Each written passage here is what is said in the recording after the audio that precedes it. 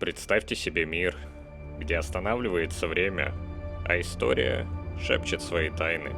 Страну, где каждый камень хранит воспоминания о древних цивилизациях, а каждый закат окутан магией. Здесь, среди величественных песчаных дюн и загадочных руин, скрываются истории, которые ждут своего часа.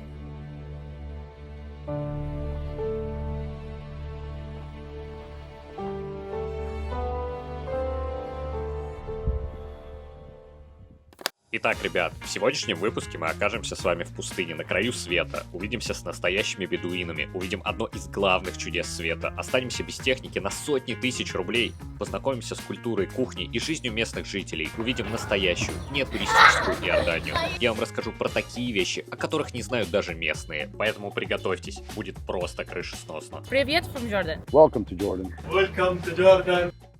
В этот момент я почувствовал, как мир вокруг меня замер. Все мои планы, все мои надежды на то, чтобы поделиться с вами этой красотой, казались разрушенными. Но именно в этот момент я осознал нечто важное. Так, стоп. Да, я представляю ваше удивление и недопонимание, ребят. Где я? Что произошло? Какой еще главный урок? О чем он вообще говорит? Давайте обо всем по порядку. И первое, с чего мы начнем, это знакомство со столицей Иордании.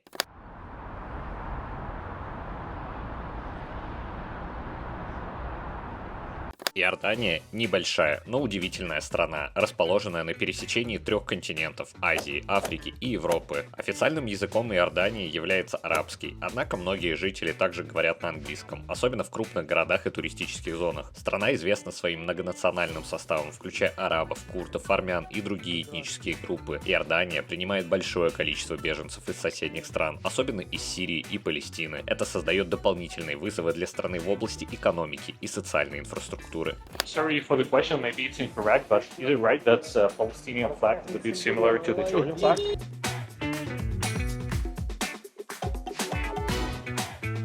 Exactly the same except for the star. But the population of specifically Amman is made up almost, I would say, 65% or even more of Jordanians with Palestinian roots. So the majority will have Palestinian roots. I think the percentage is even higher. No, but Palestinians, they don't have their own government, right? So they just live like in all the countries, like in the Middle East. No, they do have. They have their own country. They have their own government. Not every country recognizes it, but they do have an established governing body. Now, the reasoning why you have a lot of Palestinian roots that are Jordanians in the 48, Jordan is the one country that actually gave Palestinians refuge without any, without giving back anything.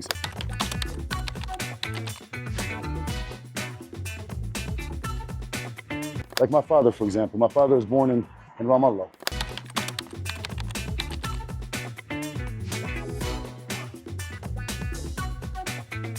I wasn't born here. My mother's not born here. My sister's not born here, or my brother. But yet we have Jordanian passports with Jordanian national numbers. So we have the rights like everybody else that's rooted in Jordan. That was a very, very big deal that Jordan did for Palestinians. Do you know like some basic information about Jordan? I don't know, like population or... Yeah, population around 11.5. Of the whole country? Or... The whole country. Okay. Amman is about 5 million people. It's a very, very big city, Amman.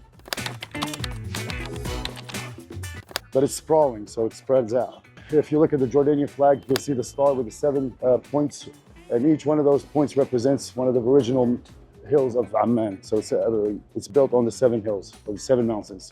So you are actually in the heart where it started spreading out. So this is basically started from here and it goes outwards. Иордания сама по себе достаточно безопасная страна, но, разумеется, не без назойливых людей на улице. Но в любом случае это проявляется не в такой степени, как в Египте. Кстати, если вы не смотрели мой большой выпуск про Египет, то обязательно рекомендую посмотреть. Сверху сейчас вы увидите подсказку, а также я оставлю ссылку на выпуск в описании. Ну а мы продолжаем. Yeah, but in general, like Jordan is like a super safe country, right? It is. It's a super, super safe country. If not the safest country, we do have a king that is very highly educated, half English.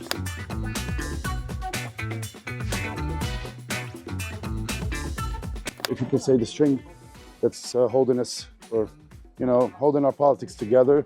But we also have a lot of good relationships with England, with the U.S. We have a lot of bases here, so basically we are a very important country strategically. We don't have any resources, but you know, like a placement in the map is very, very important for the Middle East. عربي انجلش؟ Yeah, Arabic. عربي حلقة. هنا مطعم ابو حاتم مشهور ابو حاتم تبع المشاوي والعرايس والمقبلات. احنا فاتح المطعم اذا بتحب تاكل. Allah ala rasi, man. Tamam. We're foreigners. If we wanted to eat in Ramadan, so he's telling me that there's a restaurant here that's open. It's actually a very good restaurant. It's an old restaurant. Окей, с населением и расположением разобрались, но что тут по передвижению? Ведь метро тут нет, а местный общественный транспорт вообще непонятен. Я проехался всего один раз на местном автобусе, и то по счастливой случайности, поскольку мне помог местный в Петре, который позвонил водителю, и тот заехал за мной и забрал в Оман. В целом, остановить эти автобусы и минивенчики несложно, но понять, куда они едут, это тот еще челлендж. Поэтому имеет смысл передвигаться на такси, хоть и не скажу, что это дешево, а точнее это совсем не дешево. Да, это не так дорого, как в Японии или Швейцарии, но разница невероятно ощутима после Египта. Средняя 30-минутная поездка на такси из аэропорта в даунтаун обойдется вам примерно в $35. One thing about Amman, I would tell you, if you do lose something in the car, most likely, if you go to a police station, you will find it. You know, they'll go to the nearest police station and they'll leave it there, especially if you lost a phone or, you know, papers or stuff like that. Вообще, ребят, Оман относительно современный город с древними корнями. На сегодняшний день я бы разделил Оман на две части. Это западный Оман, где оживленный, современный город, и восточная часть города, где проживает большинство населения, по большей части бедное и неразвитое. В то время как сам город не располагает большим количеством достопримечательностей, это идеальное место для начала путешествия по северу Иордании. Но в качестве достопримечательностей, разумеется, стоит увидеть древнюю цитадель, откуда открываются невероятнейшие виды.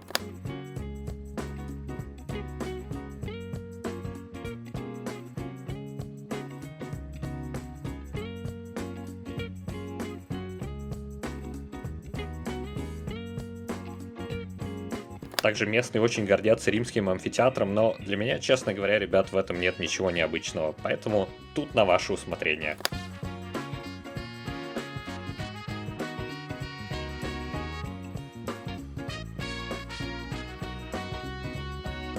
И, пожалуй, я бы выделил мечеть короля Абдаллы I, единственную мечеть в Омане, которая открыто принимает посетителей не мусульман. При наличии, конечно, подобающей к посещению религиозной одежды, вы сможете войти в мечеть, полюбоваться ее украшенным интерьером и посетить музей на ее территории. Если же такой одежды у вас нет, вам дадут ее на время пребывания на территории мечети. Мечеть короля Абдаллы I является собой образец современной исламской архитектуры. Она посвящена памяти короля Абдаллы I, первого короля Иордании и основателя династии хашимитов, правящей Иорданией по сей день. Над мечетью простирается огромный голубой купол диаметром 35 метров и высотой 31 метр. Восьмиугольный молитвенный зал, украшенный кораническими надписями, где одновременно могут находиться 3000 мусульман. Центр купола символизирует источник света в форме золотой звезды, окруженный 99 именами Аллаха. Подвесная люстра из 160 фонарей состоит из 3 кругов, на каждом из которых начертан священный аят Корана, а на каждом фонаре повторяется слово Аллах.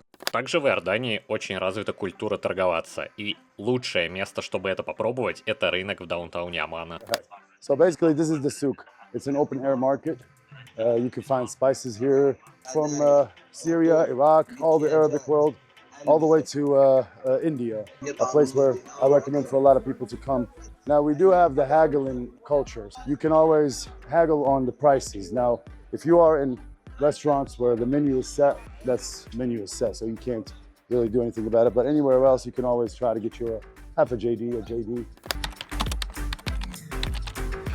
It's a part of the culture. So, but if I'm a tourist, so definitely I will pay like much more than you, right? No, not necessarily. Now, that's not true because here it's we take it very, very seriously, our tourism, and we take regulations seriously. Now, if you are in bars, if you are like, you go to bars, that's different. I mean, depending on which bar you're at. Right here, no, everything's gonna be the same like everybody else. And I recommend that you learn a couple of words in Arabic. It will help you, Everything is written, you see? Now, it's gonna be written in Indian numerals, which we use here. Not the same numerals that you use. See, like everything, you'll see it. So whatever is written on there, you're gonna get it the same like everybody. What are the words I need to know to Oh, facilitate my well, salam, which is greeting, hi. How much, which will be kam. It's very simple words. Kam, which is how much, if you don't see a price on it, if you can't read the price on it. Shukran, thank you. Pretty much the 3 words that That will help you. From 1 to 9, like in Arabic, like is it difficult like to remember the numbers? Yes, Yeah. if you have to practice on them. How to say like 1 to 3? 1, 2, 3. No, Yeah, it's, no way. No. But it's with practice, nothing is hard. Believe Yeah. me.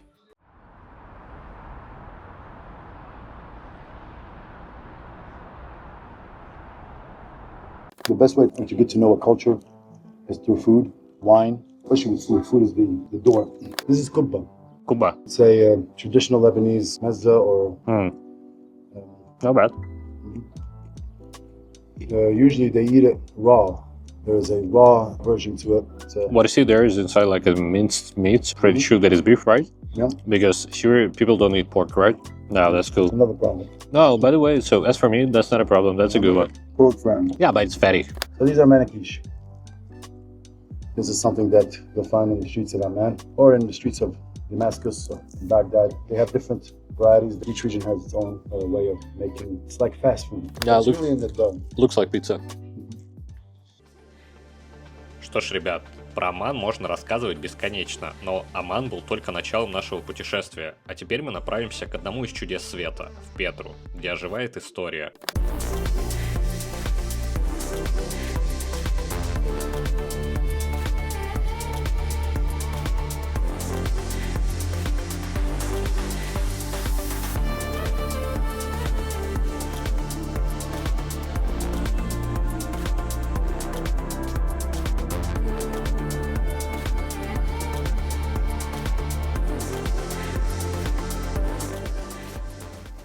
Петра – это не просто древний город, это настоящая сокровищница истории, расположенная в сердце Иордании, известная как Роза Красная, благодаря своим уникальным розоватым скалам. Петра была основана более 2000 лет назад и служила важным торговым центром на караванных путях, соединяющих Восток и Запад. Одной из впечатляющих особенностей Петры является ее архитектура. Город вырезан прямо в скалах, и его величественные фасады, такие как знаменитый Аль-Хазны, сокровищница, поражают воображение своей красотой и мастерством. Этот монументальный памятник, высеченный из песчаника, был построен в 1 веке нашей эры и до сих пор остается символом Петры. Прогуливаясь по узким ущельям Сик, вы можете ощутить атмосферу древности и загадочности. Эти каменные стены высотой до 80 метров ведут к главной площади города и открывают захватывающий вид на Аль-Хазны. Каждый шаг здесь пропитан историей, от храмов до гробниц, от амфитеатров до водопроводных систем. Петра была забыта на многие века и вновь открыта для мира только в 19 веке, благодаря швейцарскому исследователю Иоганну Людвигу Буркхарту. С тех пор этот город стал одной из главных туристических достопримечательностей мира и объектом всемирного наследия ЮНЕСКО.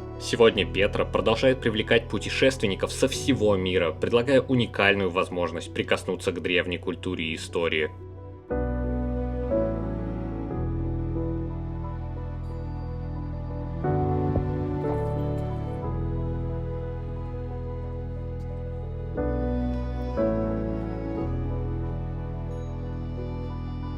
Это стоит того.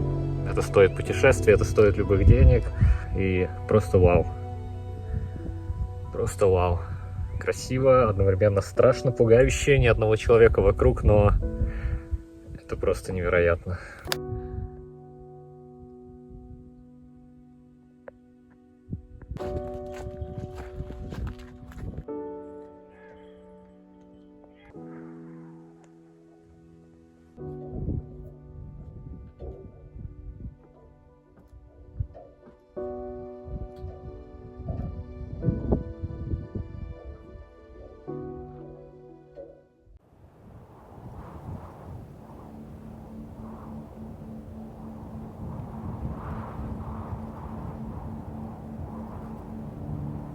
Ребят, если вы думаете, что уже все знаете о древнем городе Петра, то поверьте, мне еще есть чем вас удивить. Ночь здесь раскрывает совершенно другую, мистическую сторону этого города. Представьте себе, вы стоите перед величественным фасадом храма Казны, который освещен мягким светом тысяч свечей. Эти огоньки создают невероятную игру теней света, подчеркивая каждую деталь этой грандиозной архитектуры. Вокруг царит тишина, прерываемая лишь шепотом ветра и звуками далекой музыки. Это место словно оживает, и вы чувствуете, как история проникает в каждую клеточку вашего тела. По пути к храму казны вас сопровождают ночные фонари, которые мягко освещают тропинки, создавая романтическую атмосферу. Их теплый свет словно приглашает вас исследовать этот древний город, наполняя воздух ощущением волшебства и тайны. Каждый шаг по каменным дорожкам становится особенным, когда вокруг вас мерцают огоньки, а звезды сверкают на ночном небе. Ну а теперь немного практической информации. Petra by Night, так называется сам ивент, проходит каждый понедельник, среду и четверг с 8:30 до 10:30, разумеется, вечера. Стоимость билета составляет около 17 динаров Иордании, это примерно $24 Соединенных Штатов, что включает вход на мероприятие и возможность насладиться этой уникальной атмосферой. Ну а теперь предлагаю немного погрузиться в эту самую атмосферу, о которой я говорю.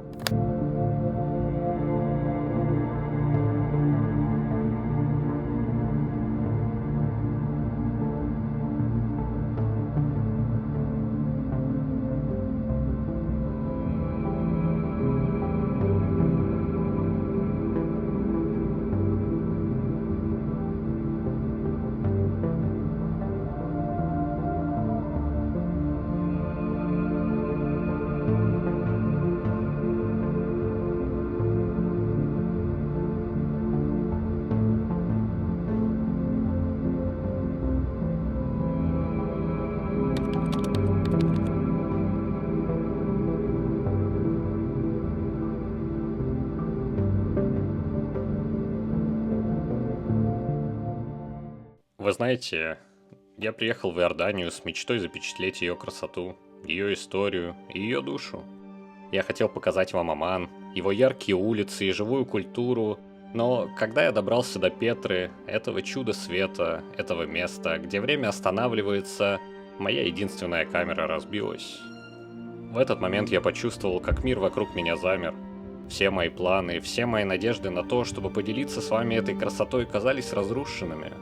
Но именно в этот момент я осознал нечто важное. Иногда самые ценные моменты не нуждаются в камере, они живут в нашем сердце и в нашей памяти. Петра — это не просто каменные фасады и древние руины, это история о людях, которые строили этот город, о их мечтах и о их стремлениях. Это место, где каждый камень дышит жизнью и рассказывает свою историю, и даже без камеры я могу чувствовать эту магию. Я могу видеть ее в глазах людей вокруг меня, в их улыбках и в том восхищении, которое они испытывают.